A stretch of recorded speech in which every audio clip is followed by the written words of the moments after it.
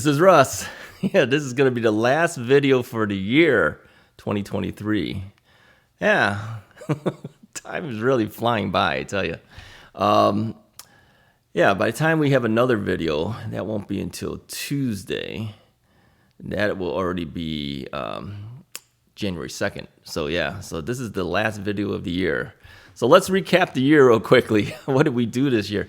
Let me say this. I would say I rode a lot less this year than I had in previous 2 years. Yeah, it seems like I'm going down in mileage lately. So yeah, my first year, I think I did, what was it, around 2,600 miles, something like that. And that was all done on one bike. That was on my Rad Rover 5, which was sold, okay? And changed out tires and everything on that bike. I haven't changed out tires since. That's because new bikes keep coming in, and then of course you ride X amount of miles on those, and then some of them you sell off, some of them you keep. And so, so yeah, I have not changed tires since. I still have a set of brand new Kenda 26 by 4-inch tires in the basement. I'm just waiting for the next time I need to do it. I may not need to do it. Sometimes you sell off the bikes by the time that happens.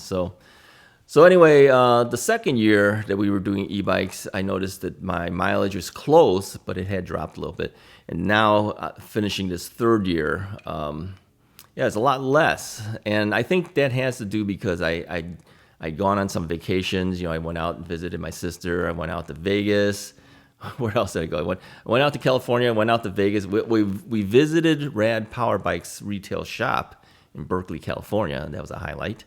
I got to try one of their trikes. You know, they had just come out. That was a highlight.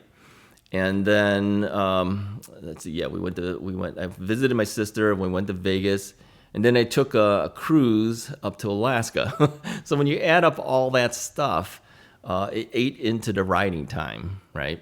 And so weather also sidelined me, and then coughing and all sorts of things sidelined me as well. So between health issues and vacations, I had less riding time this year. Now, what's going to happen for next year? Are we going to have the same situation? I don't think we'll have as much. I mean, if I go anywhere, then you know it might eat up a week or two. You know, but other than that, I don't think it'll be as much as I did this last year. I mean, I did a lot of stuff this year, going to different places. I did continue with the videos, as you know. Typically what I do is I will pre-make a couple of videos. Like if I'm going to be gone for a week, I will pre-make some videos and then release them automatically. Somebody wondered why I get up so early in the morning to release a video. I don't get up early in the morning to release the video. What happens is I upload the videos usually the day before, and then it automatically releases at 6 a.m. Central Time the next day. Here's the reason I do this, okay? And if you're a YouTuber, you might want to look at this too. If you release a video on YouTube right away, let's say you shot it in 4K, okay? You release it right away, and then you know, you put it live right away. Your viewers, if they jumped right on immediately and say, hey, there's a new video from the guy, and they click on it, they're not getting 4K, all right?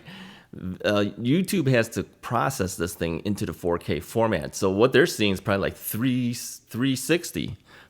It's like really low, maybe 480. If you're lucky, you might get to 1080, okay? 460, 480, I don't know, 420? I can't remember. You're lucky if it gets to 1080, and then a little bit later, it finally hits 4K. It's what's happening is YouTube is processing still, okay? So if you upload the night before with a scheduled release date and time, by the time it actually releases, it comes right out as 4K. And so I learned this when I started recording 4K videos for YouTube. And I kept wondering, you know, when I first put it up there, why does it look so bad? Then I realized it's still processing, okay? I mean, you can see it on television, but it's still processing for the 4K. If you do this in advance and then schedule it for the next morning, then you know anyone who sees it will see it in 4K. Hold on, I'm gonna take one of these things here. My throat and my mouth dries out when I talk too much, okay? Yeah, the coughing is basically gone, like I mentioned last time. But I still drink a lot of water. That's the problem. So yeah, we will check things out medically. Don't worry about it. I will do that. So anyway, the year basically finished up with less miles than I had hoped. It's been a weird weather too in this Chicago area. By the way, people always wonder where I'm actually at. I am in the northwest suburbs of Chicago. All right. Some people have asked me, he says, "Oh, your bike paths look so nice. Where is this? It reminds me of my house, where I'm at." Yes, the northwest suburbs of Chicago. Now you might think all of Chicago looks like that. No, it doesn't. You go into the suburbs, it might look like that. Although this past year we did get a chance to ride in Chicago, which I'm very happy to have done. We took the bikes to the Bike to Drive. They call it Bike to Drive because it's Lakeshore Drive. I think it's now it's a little different. It's not called Lakeshore Drive. What is this? I don't know. They added a name to it. Okay, that's what they do in Chicago all the time. They keep changing the names. Come on, it's been Lakeshore Drive as long as I've known it, since I've been born. So I don't know why they keep changing things. But yeah, we rode the event at Lakeshore Drive with a whole bunch of bicyclists.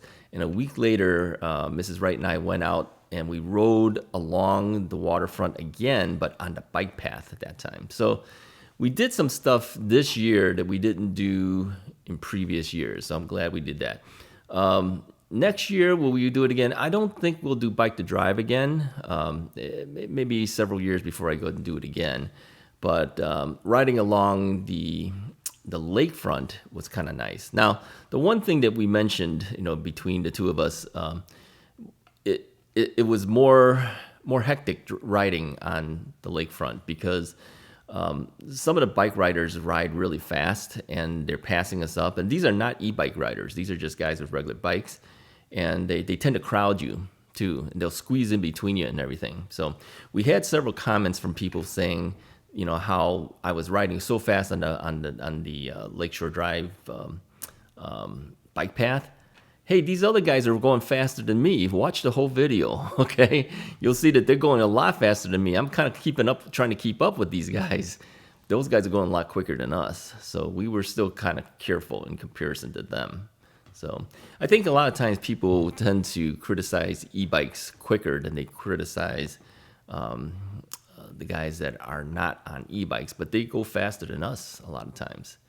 Yeah, I mean, many times as I'm crossing major roads and stuff, and they'll go right through the red lights. Yeah, they'll look around and say, "Oh, okay, cars are all stopped," and they just go. I don't do that. Okay, it's stoplights. I'm stopped until that green light happens. The only thing that I go past are usually stop signs because there's so many stop signs in my area. If you have noticed that, when the other guy once said that I had passed like 23 stop signs, I don't know if he was counting them or what. I wouldn't doubt it because in my area, there's stop signs like every other street. So to take a chance of falling 23 times, because if I'm going to fall, it's going to be during the stops. I've mentioned this before. I will slow down. I'll look around. If no one's there, I will go. But on stoplights, I don't do that. Stoplights, I will stop no matter what. Okay? We do have a law here in Illinois, too, by the way. If you sit at a stoplight, because sometimes you can't trigger the light because it's a sensor that senses metal over the areas of the street. I don't know if you've seen this in your own area, but it's like a little squared out section on the street. And if your car is on top of that, it'll sense there's a car there. It lets you go. It's not magnetic. It's based on or it's not weight sensitive. It's magnetic. Okay. So it takes a look to see if there's metal there. If there's metal there, it figures there's a car. Okay, let's trigger the light. But a lot of times our bikes cannot trigger it. Okay, so if there's a law in Illinois that if you stop at a stop sign or stop light for 2 minutes or longer, and there's no cars around, you can go past it because it knows that you may never get a green light because that thing may not trigger. Okay. Now some people have said if you lay your bike down sideways, you can trigger it. Now that may be, but most often when I've tried to do that, it doesn't happen. So anyway, I have invoked the 2-minute rule for Illinois. But here's my thing. How does a cop know I've been sitting there for 2 minutes? Let's say I've been sitting there for 4 minutes, all right? and it's still red, and I decide I'm just going to go through this thing. And then all of a sudden a cop pulls up and says, okay, you just passed the red light. How does he know I haven't been sitting there for 4 minutes? That's the thing. Unless he's been sitting there himself watching me waiting, past the 2-minute warning time. Anyways, those are the type of things I think about. I have not had any issues with law enforcement yet, okay? I did see a video recently on YouTube where some guy was talking about, how to minimize your chances of getting a ticket. And he says, always be polite to police officers. That is true. Yeah, don't cop an attitude. Cop, get that? Don't cop an attitude. And then be polite. And, when the cop asks you, do you know why I stopped you? You could always claim, no, I don't, okay? Even if you do, I guess you could still say, no, I don't. I'd rather hear what he tells me why he stopped me rather than me admitting to something. I mean, if somebody said, if a police officer said, you know why I stopped you? Oh, was I going fast? Well, you just admitted you went fast. Best thing to say really is, no, I'm not sure. Why did you stop me? Then let him tell you, okay? If he says, okay, well, you went through that stop sign, then I would explain to him why I do it, okay? And if he has any empathy, he might let you go or give you a warning. But if he doesn't, he's going to write your ticket. Yeah. So the police has discretion. They can do whatever they want. They could either write you a ticket or not. And if you have an attitude, you're getting a ticket. So don't have an attitude if that ever happens to you. But like I said, I had talked to a police officer once. I told him how I do things. I said, would you ticket me? And because he was a motorcycle cop, he said, no, I wouldn't do it. Because he understands. He says, but he looks at intent, he told me. He says, if I see that you've slowed down, if I see that you've kind of looked both ways and you just went through it, he says, I'm not stopping you. Yeah. You have to realize, too, it's a lot of time out of their time that they could be stopping cars that are more, dangerous than to bother with you. All right. So, and people have asked too, if your speed limit is posted at 25 miles an hour and you go 30, are you going to get a ticket? I mean, cops sometimes will say it's a little bit less than they would prefer. I mean, if you're going 8 to 10 miles over, they will probably stop you. 5 miles over, I mean, you could, and you can go to court and fight that 5 miles per hour. But I mean, you're going to probably lose, but it's just not worth it. It's just too low of a speed to do that. Those radar guns are interesting, though. I remember going when I was in California. I was working on a case for the district attorney's office when I was working at the DA's office, and I had to photograph some angle of whether the cop could see. It was a CHP officer, California Highway Patrol, whether he could see and get a proper reading and all that. So we had to take a video of his radar gun and how it was tracking people and stuff. So anyways, when we were all done with the whole thing, I took some photos too, and I took some photos of him too, so I could give it to him. He said, would you like to try the radar gun? I go, yeah. So I actually got a chance to try one of the radar guns. Kind of cool. Picks up everything. So anyway, I digress. But yeah, these are fun things that I've had. I've mentioned before to people in the past the things that I've done in the past, because I've had a lot of different types of jobs, as you know, working in law enforcement. I had a photography school, and we worked in stereo business all these years. So people have said you've had quite a varied past in terms of work. I mean, there are people who get one job and they're there forever. Right now, I've kind of gone from place to place, but everything is always kind of built up to the next thing. I started out in one thing. Because of that, it gave me the experience to do the next thing, and that's kind of gone. I mean, it's been different fields. It's gone from law enforcement to photography, but I wouldn't have been a photography person if I didn't work in law enforcement, because we use photography a lot in law enforcement as an evidence technician. We take a lot of photographs. You got to be good at it too. So, I mean, back in the days of film, you didn't have instant gratification of knowing whether you've gotten the shot or you didn't. It's on film. You got to take the shot, go home, process the film, take a look at it. If it's not good, you got to go back and shoot again, right? Sometimes you don't get the opportunity, especially like a crime scene. You only one time, one shot. You better have the shot, okay? So it honed my skills to be able to go forward in the other areas of photography. So every job I've had has gotten me to the next job, all right?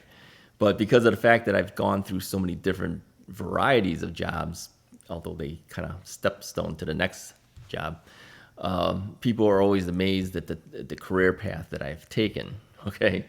But yeah, I would say I've been pretty lucky in my time to be able to do lots of different things in my work time that I've been working. And now I'm on YouTube, right?